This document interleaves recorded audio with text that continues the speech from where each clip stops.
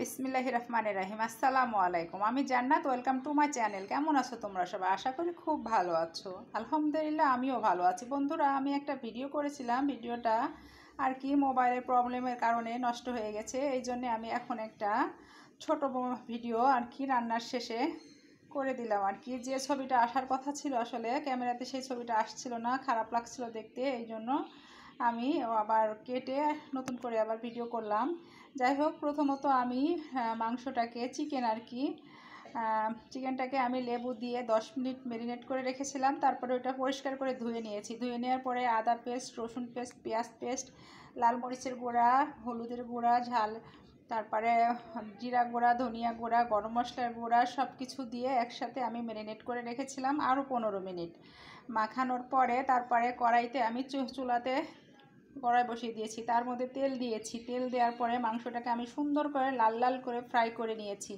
Fry করার পরে আমি উঠিয়ে নিয়েছি। উঠায় নেওয়ার পরে যে তেল ছিল কড়াতে, তার ভিতরে আমি আর কোনো তেল অ্যাড করিনি নতুন করে।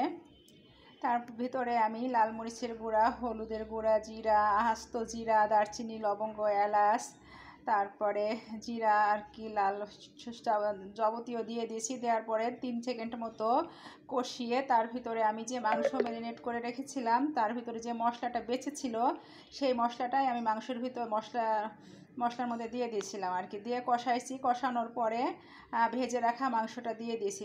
ভেজে রাখা মাংসটা দেওয়ার পরে আমি 5 মিনিট যাবত ওটা ঢেকে রান্না করেছি। রান্না করার পরে তার মধ্যে আমি কিন্তু কোনো পানি অ্যাড করি নাই। মুরগি থেকে যে পানিটা এসছে জাস্ট সেটুকুই আর কি। তো রান্না করার শেষে এই আর কি আমি এই যে তোমাদের পরিবেশন করে দেখাচ্ছি। বলো আমার চিকেন কষাটা কেমন হয়েছে? খেতে মাশাআল্লাহ অনেক অনেক টেস্টি হয়েছে। আমার এত ভালো একটা ঘ্রাণ বের হয়েছিল, তাই আমি আর কি করব, ফ্রাই করার পরে আমি সেই ফ্রাই করা মাংস দিয়েই ভাত খেয়ে ফেলেছি। এত এত টেস্টি হয়েছে মাশাআল্লাহ। যাই হোক, তোমরা এভাবে রান্না করবে, অবশ্যই অবশ্যই খুব ভালো লাগবে। আর বন্ধুরা, আমার ভিডিও যদি তোমাদের ভালো লেগে থাকে তাহলে লাইক, কমেন্ট, শেয়ার করে দিও। আর পাশে থেকে বেল আইকনটা অবশ্যই প্রেস করে দিও। তাহলে কি হবে, যখনই নিত্য নতুন ভিডিও আপলোড করব আমি, সাথে সাথে নোটিফিকেশন চলে যাবে তোমাদের কাছে। অবশ্যই অবশ্যই কমেন্ট করে জানিও বন্ধুরা আমার চিকেনটা কেমন লাগছে তোমাদের। মাশাআল্লাহ খেতে খুব ভালো লাগছে।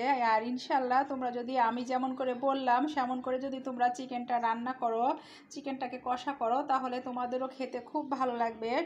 পরোটা দিয়ে বলো, রুটি দিয়ে বলো, নান দিয়ে বলো, পোলাও দিয়ে বলো, ভাত দিয়ে বলো, যা দিয়েই খাও না কেন, মাশাআল্লাহ খুব খুব মজা হয়েছে খেতে। তোমাদেরও খুব ভালো লাগবে। যদি আপুর কথা বিশ্বাস হয় তাহলে অবশ্যই বাসায় ট্রাই করো। ট্রাই করার পরে আমাকে বলো যে আপু তুমি এক বিন্দু কথাও মিথ্যা বলো নাই, সবটাই সত্যি বলেছ। তাহলে আমার খুব খুব ভালো লাগবে। বন্ধুরা, তোমরা ভালো থাকো, সুস্থ থাকো, আমার জন্য দোয়া করো, আমিও তোমাদের জন্য দোয়া করি।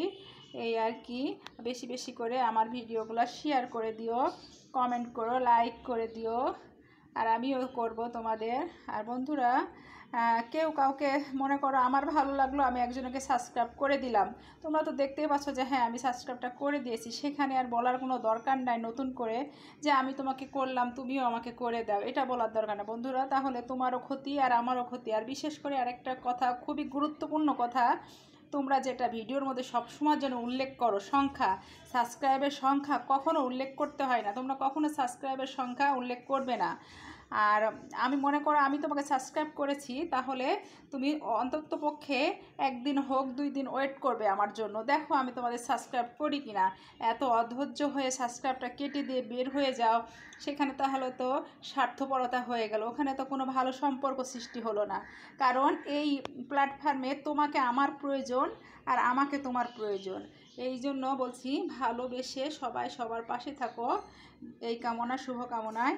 আল্লাহ হাফেজ। আসসালামু আলাইকুম।